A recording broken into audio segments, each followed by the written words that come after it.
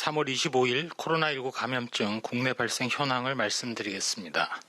국내 발생 신규 확진자 수는 419명이고 해외 유입 사례는 11명으로 총 누적 확진자 수는 10만 276명입니다.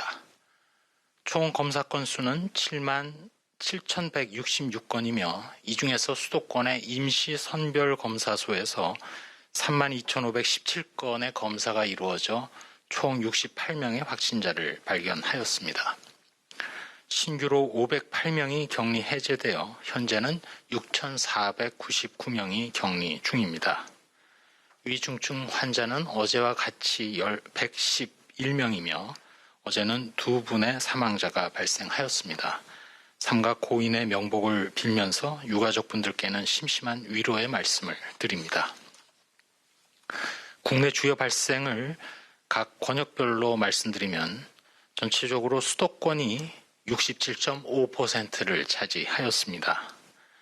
각 권역별로 먼저 수도권에서 서울 송파구의 가족 의료기관 등 관련해서 총 12명, 역시 송파구의 물류센터와 관련해서 16명, 다음으로 경기도 수원시의 사회복지관과 관련해서 총 11명, 경기도 안산시의 일가족 및 문화센터와 관련해서 누적해서 총 10명의 환자가 각각 발생하였습니다.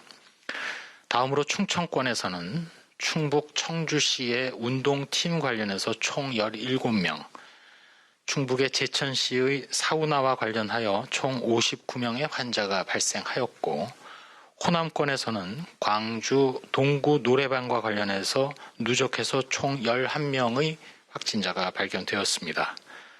경북권에서는 경상북도 경산시의 스파와 관련하여 총 22명의 누적 확진자가 발견되었고, 경남권의 경우는 부산광역시 서구 냉장 사업체와 관련해서 총 11명, 경상남도 진주시의 목욕탕과 관련해서 누적해서 총 230명이, 그리고 경상남도 거제시의 유흥업소 기업 등 관련해서 누적해서 총 162명이 발견되었습니다.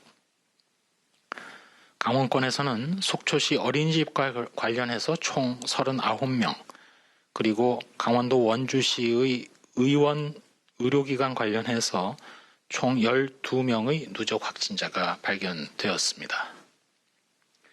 다음으로는 먼저 임상 그리고 연구개발 등과 관련된 내용을 먼저 말씀드리겠습니다. 코로나19 치료제인 렘데시비르의 경우 3월 24일 0시를 기준으로 총 122개 병원에 5,259명의 환자에게 투약이 되었고, 국산 항체 치료제인 레키로나주는 48개 병원에 681명의 환자에게 투여되었습니다. 혈장 치료제의 경우에는 치료 목적으로 42건이 식약처로부터 승인받아서 사용되고 있습니다. 최근 코로나19 혈장 치료제의 변이 바이러스에 대한 중화 효능을 분석한 바 있습니다. 세포 수준에서 국내에 유행하거나 또 발견된 변이 바이러스 총 9종에 대해서 중화 효능을 분석하였습니다.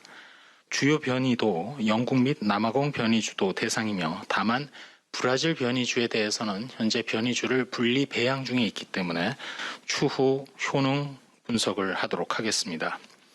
이러한 분석 대상의 모든 유전형에서 중화 항체가 발견됨으로써 변이 바이러스의 영향을 거의 받지 않는 것을 확인한 바 있습니다.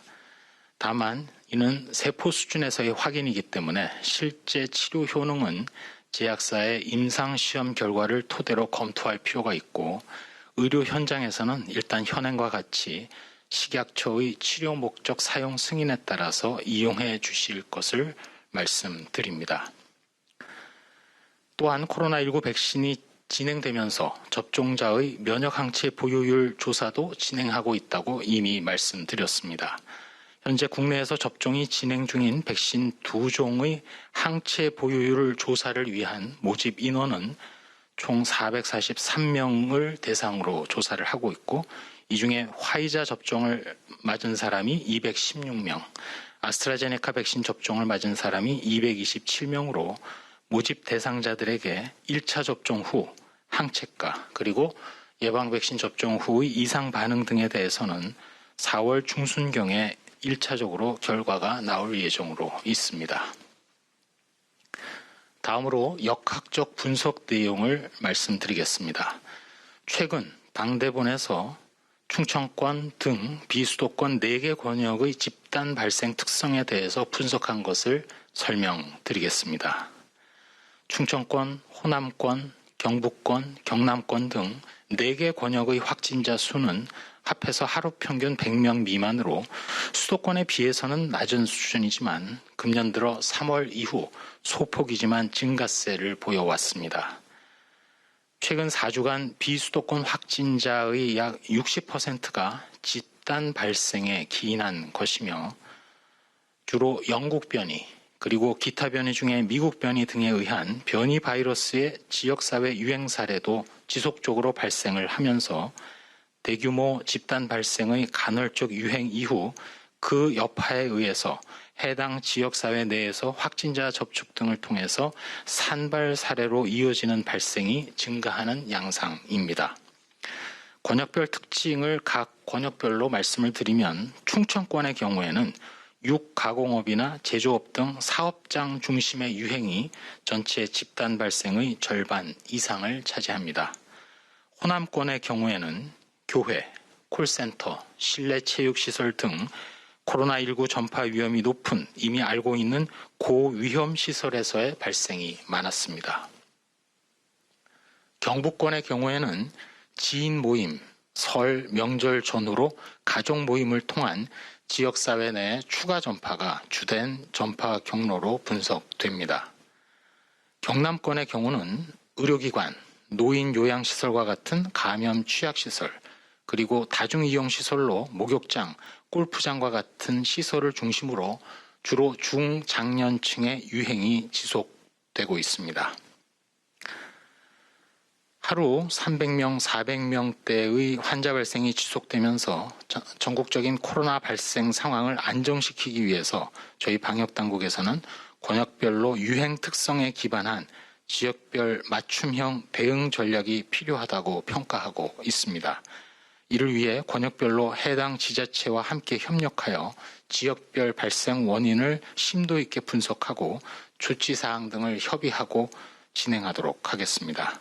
이번 분석에 따라서 해당 권역 지자체에서는 고위험시설 그리고 사업장에 대한 현장 점검 및 지도감독 강화, 다중이용시설 내에 유증상자는 방문을 자제하도록 하는 또한 수칙을 적극 지키도록 하는 홍보의 시행, 집단 발생 시에는 일제 검사가 필요할 경우 신속히 추진하는 방안, 또한 고위험 시설이나 취약 집단 확인 시 선제 검사 등을 적극적으로 실시할 것을 이미 조치한 바 있습니다. 다음으로는 고위험 시설 중에서 특별히 교회 관련 집단 발생 사례에 대해서 설명을 드리겠습니다. 최근 전반적으로는 교회 관련 집단 발생은 감소하고 있습니다. 다만 다음 주에 부활절 기간을 앞두고 지속적으로 확인되고 있는 위험 요인을 분석해서 말씀드립니다. 금년 들어 교회 관련 집단 발생은 총 41건에 1,552명이 발생하였습니다. 지난 2월 중순 이후로 발생 규모는 줄어들어 왔습니다. 교회 관련 집단 발생은 주로 예배를 전후해서 교인 간의 소모임을 통한 전파, 그리고 예배 이후에는 가족 및 지인, 직장 등에서 추가로 전파되는 양상을 보여왔습니다. 특히 의심 증상이 발생한 이후에도 대면 예배에 참여하고 또 예배를 전후해서 교인 간의 식사 등 소모임을 가지는 경우, 또한 시설 내의 불충분한 환기 조건, 또 예배당 내에서의 거리두기 미흡 등이 주요 위험 요인으로 확인되었습니다. 이에 따라 저희 방역당국은 말씀드리기를 의심 증상이 있는 경우 즉시 검사를 받아주시고 예배 전후로 소모임이나 식사 등은 자제해 주실 것을 부탁드립니다. 또한 각 교회의 방역관리 책임자께서는 출입자를 대상으로 증상 모니터링을 철저히 실시하고 대면 예배 이외의 교회 모임 및 행사를 자제하는 등 방역 수칙이 철저히 지켜질 수 있도록 관리를 해주시기 바랍니다.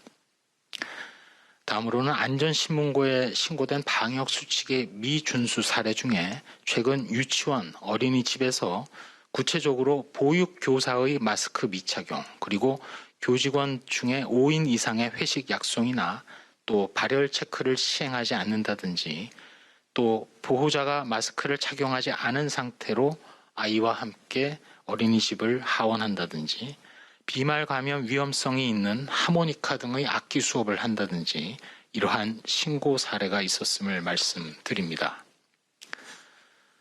부모님들께서는 자녀에게 평소와 다른 의심 증상이 있거나 조금이라도 의심될 경우 다수가 함께하는 유치원, 어린이집의 등원은 삼가주시고 바로 빠르게 검사를 받도록 해주시기 바랍니다. 또한 아이들에게 마스크를 올바른 형태로 착용하도록 지도해 주시고 손 위생 등도 철저히 돌봐주시기 바랍니다. 시설 책임자 및 종사자들도 앞서 교회 방역관리자와 마찬가지로 교사, 종사자 등 마스크를 상시 착용하고 주기적으로 실내를 환기하며 공동사용 물건이나 표면에 대한 소독을 자주 해주시고 비말 발생이 많은 활동은 자제하며 위생 수칙 등을 주기적으로 교육 안내해 주실 것을 말씀드립니다. 코로나19 예방접종 관련 사항입니다. 3월 25일 0시를 기준으로 해서 신규 1차 접종자는 28,222명입니다. 총 73만 3,124명이 1차 접종을, 그리고 2차 접종자는 총 2,691명이 완료하였습니다.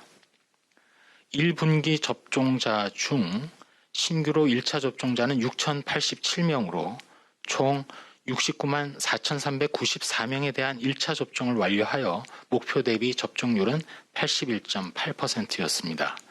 접종 기간 및 대상자별로 보면 요양병원이 86.0%, 요양시설이 89.1%, 1차 대응 요원이 73.0%, 병원급 이상 의료기관이 77.2%를 완료하였습니다. 예방접종 후 이상 반응으로 의심되어 신고된 사례는 누적해서 총 10건이며 신규로는 78건입니다. 이 중 대부분 9,893건이 예방접종 후 흔하게 나타날 수 있는 반응 또는 증상들이었고, 신규로 3건을 더해서 총 93건이 아나필락시스 의심 사례이며 신규 1건을 더해서 총 8건이 중증 의심 사례였습니다. 한 말씀 드리도록 하겠습니다. 현재 코로나 발생과 관련해서 전 세계적으로 유럽, 인도, 브라질 등을 중심으로 환자가 다시 연속해서 5주 증가하고 있습니다. 국내 발생도 지난 2달여간 300명, 400명대 발생 수준이 지속되면서 뚜렷한 감소세를 보이지는 않고 있습니다. 오늘로써 국내 전체 확진자 규모가 10만 명을 넘어섰습니다. 다만 위중증 환자와 사망자 규모는 감소했고 감소 추세입니다. 최근 들어 감염 재생산 지수는 다소 낮아져서 1.0 이하 수준입니다. 하지만 세계적으로 그리고 국내에서조차 변이 바이러스가 증가하고 있습니다. 또한 세계적으로도 변이의 종류 자체도 늘어나고 있습니다. 국내에서 말씀드린 대로 종교시설과 일상생활 속의 집단 감염도 다시 늘어나는 추세입니다. 이동량도 증가하고 있습니다. 거리두기 장기화로 방역 피로도가 높아져서 수칙 준수에 대한 방심이 우려됩니다. 저희 방역 당국은 65세 이상 고위험군에 대한 백신 방어 효과가 나타날 것으로 기대되는 우선 1차적으로는 9월 중순까지 계획대로 차질 없이 예방접종을 신속하게 시행합니다. 지금 저희 당국은 코로나19 3차 유행이 여전히 진행 중인 것으로 판단하고 있는 가운데 국내에서의 변이 바이러스의 확산에 대해서도 적극 대처하고 있습니다. 이런 가운데 오늘은 특별히 본문에서도 말씀드렸지만 교회 관련해서 추가로 더 말씀드립니다. 그동안 종교계 지도자들과 신자분들께서 방역 조치에 적극적으로 참여해 주신 결과 최근 교회를 통한 유행 상황은 많이 감소하였고 종교시설 관련 방역 체계도 잘 갖춰지고 있는 상황입니다. 이러한 협조와 참여, 여기에 대해서 감사드립니다. 다만 최근 예배 이후의 소모임과 식사 등을 통한 집단 발생이 조금씩 늘어나는 추세입니다. 우려가 큽니다. 거듭 당부드립니다. 또 부탁을 드립니다. 필수적인 예배 활동을 하신 뒤에는 사적인 모임과 식사 등은 하지 말아 주시기 바랍니다. 지금 우리 국민 어느 분이라도 몸이 조금이라도 이상하시면 출근이나 외출은 절대 하지 말아 주시고 바로 인근 임시 선별 검사소 등을 찾아서 검사를 받으시기 바랍니다. 검사 결과가 나올 때까지는 외출을 삼가해 주시고 가족 간의 대화 시에도 마스크를 착용하며 방역 수칙을 철저히 지켜주시기 바랍니다. 특별히 가족 중에 65세 이상 어르신이 계시거나 이러한 분들과 자주 접촉하는 분들의 경우에는 더욱더 일상 중에 방역 수칙 준수에 유의해 주셔야 한다는 점을 재차 강조드립니다.